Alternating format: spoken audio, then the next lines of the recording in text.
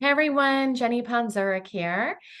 All right, we are talking in this video about this amazing question that comes up sometimes in the world of school psychology. Am I doing this right? This field is so big. There's so many different things that we're expected to know about and be kind of experts about. And that can be overwhelming sometimes. I remember I've been in this field for over 20 years. And I remember many a times early on in my career, middle of my career, really questioning, am I doing this right? There's just so many different things. And we plug along. And for a lot of us, we're hanging out at our schools by ourselves. We're usually the only school psychologist at our school site. Everyone's looking to us for all the right answers. And we're just plugging along doing things. But I don't know about you. Every once in a while, I have that moment where I'm just like, am I actually doing this right? And it's hard because a lot of times we're the only person at our school site who even knows what a possible alternative answer to what we're doing is, right? So I will say this is one of the reasons why I built the community, the Prepared School Site community, because I wanted people to have a space to come to look at resources, to provide support, so that when people have this question, am I doing this right? There's a place to go to and ask other people. For those of you who don't have that constantly in your field, I reflect back early on in my career and I remember asking this question. I remember my very specific colleagues and asking questions like, am I doing this right? And we'd have a little discussion, right? We maybe go to lunch together and talk it through. And I'm just like, this is what I'm doing in this. And am I doing this right? And I'd love that kind of feedback.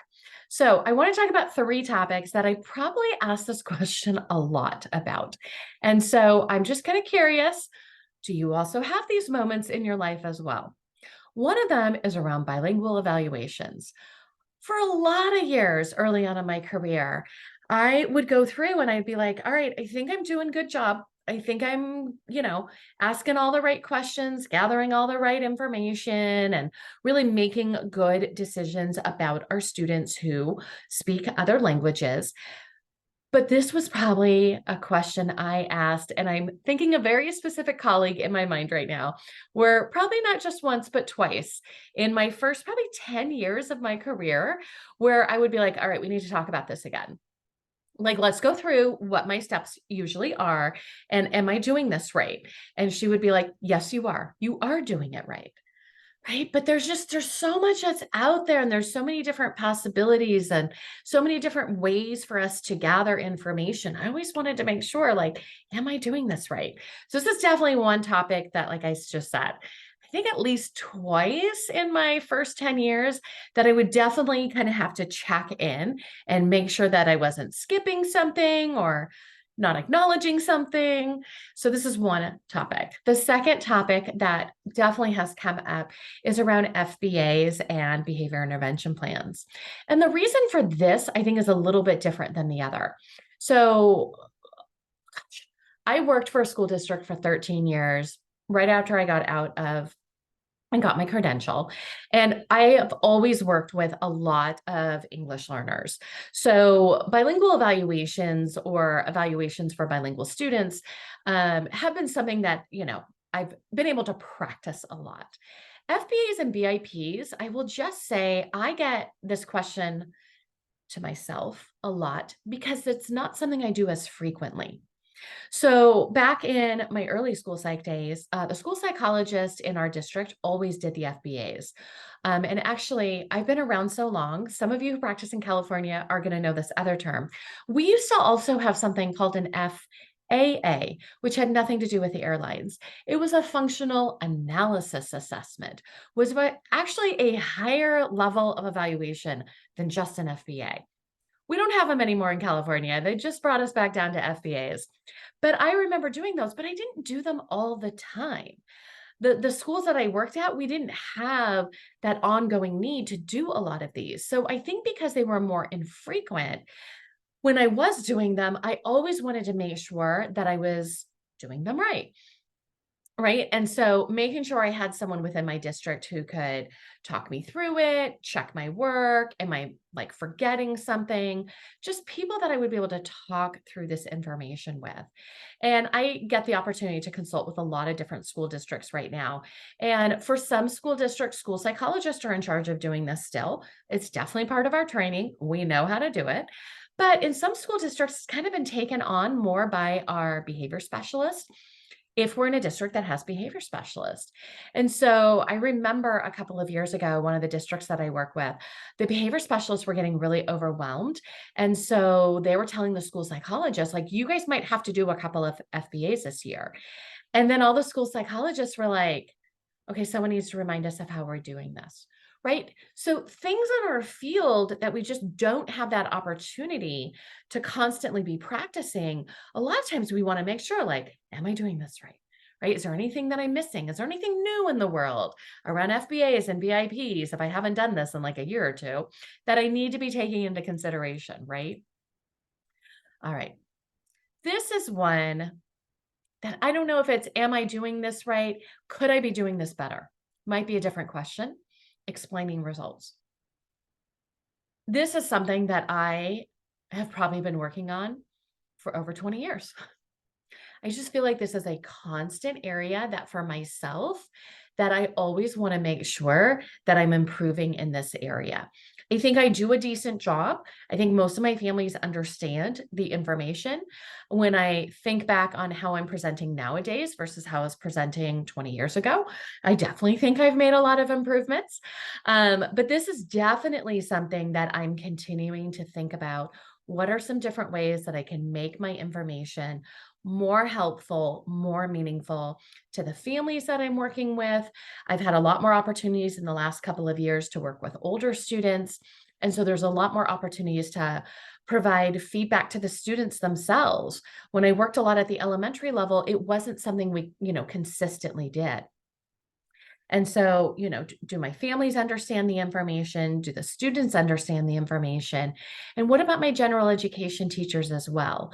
My hope is that the evaluations that I'm participating in is really able to have a better understanding of how to help the student.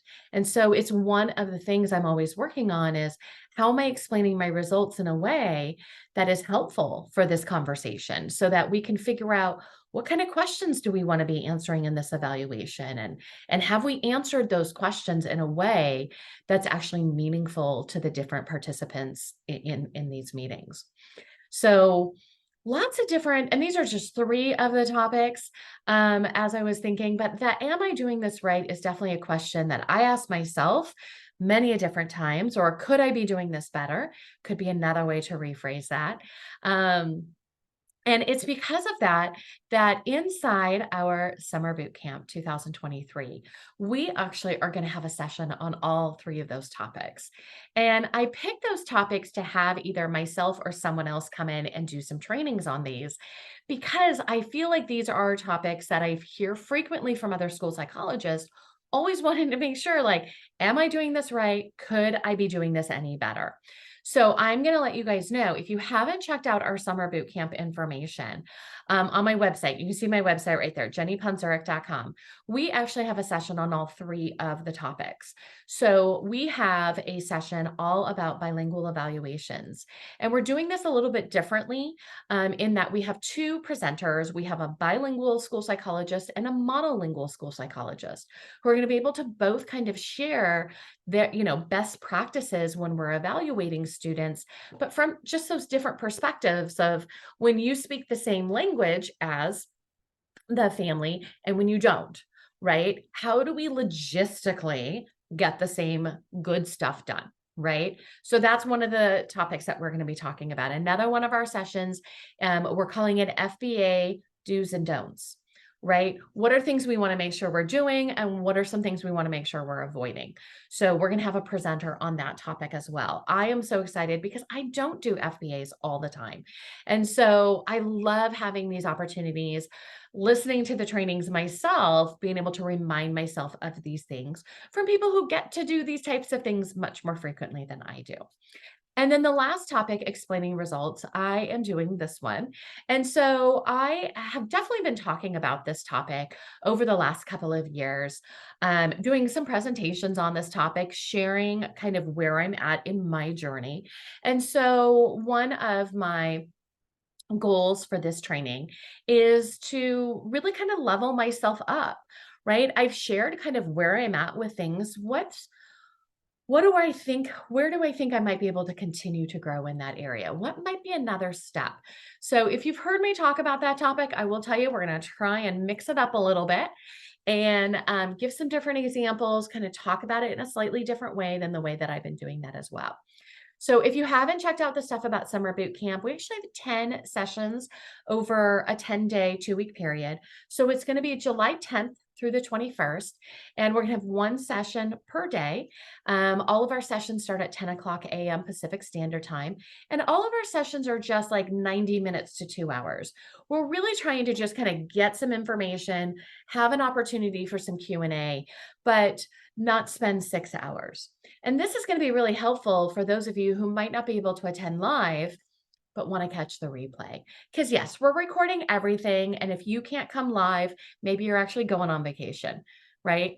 Maybe you don't want to hang out in July in live PD. I get that.